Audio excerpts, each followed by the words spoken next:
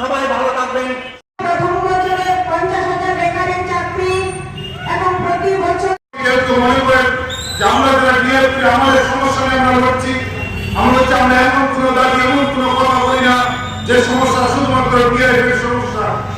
2018 সালের মার্চ মাসের 3 তারিখ যেদিন শুধু লাল পতাকার মিছিল, লাল পতাকার অফিস, ডিএফআই, টিএসইউ, এসএফআই, বামপন্থীরা প্রতিদিন রক্তাক্ত হচ্ছে, তাদের বাড়িঘর অফিস পুড়ছে।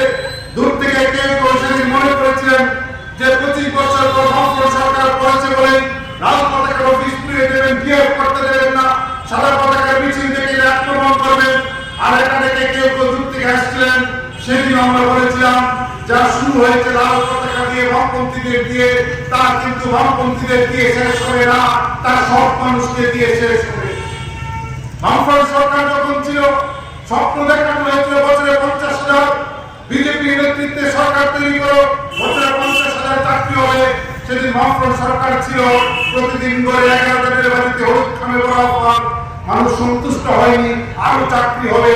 আমরা বলেছিলাম না, বিজেপি সরকার ক্ষমতায় এসে বেকারদের জীবনের যন্ত্রণা লাঘব করতে পারে না, বেকারের এই সিদ্ধান্ত বিজেপি নিতে পারে না।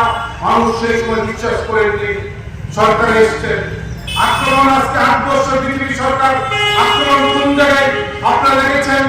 আমরা যখন আজকে এখানে সভা করছি, আজ যে সময় আপনারা সভাটা শুরু করেছেন, ঠিক একই সময়ে, এই সময় থেকে মাত্র 24 ঘন্টা আগে আমাদের আগরতলা থেকে বিশালগড় মাত্র 20 কিলোমিটার দূর, বিশালগড় থানা থেকে মাত্র 200 মিটার দূরে ওসি যখন থানাতে বসে তার অফিসে ডিউটি করছেন, তার অফিস থেকে মাত্র 200 মিটার দূরে সেই এলাকার যুব মোর্চার অন্যতম নেতারা, তার বিজেপি দলের জেলা কমিটির অন্যতম সদস্য ঠিকাদারের বাড়ি থেকে 50 লক্ষ টাকা দাবি করেন, বিকারত্ব করেন 5টা সন্ধ্যা 5টায়।